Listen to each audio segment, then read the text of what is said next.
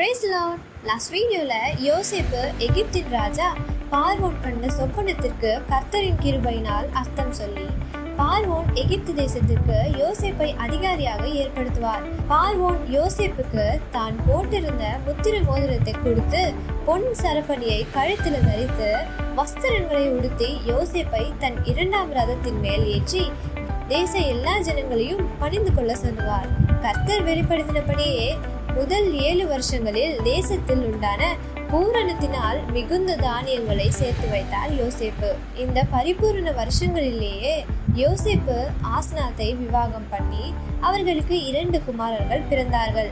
என் வருத்தம் யாவையும் மறக்கும்படி கர்த்தர் பண்ணினார்னு சொல்லி மூத்தவனுக்கு மனாசே என்றும், நான் சிறுமைப்பட்டிருந்த தேசத்தில் தேவன் என்னை பழுக பண்ணினார்னு சொல்லி இளையவனுக்கு எப்ராயிம் என்று பெயரிட்டார்.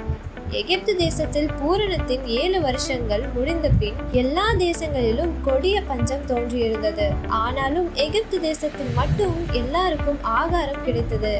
எகிப்தை தவிர எல்லா தேசங்களிலும் கொடிய பஞ்சம் உண்டாயிருந்ததினால் அனைத்து தேசத்தார் யோசேப்பினிடம் தானியம் வாங்க வந்திருந்தார்கள். We'll continue this. God bless you.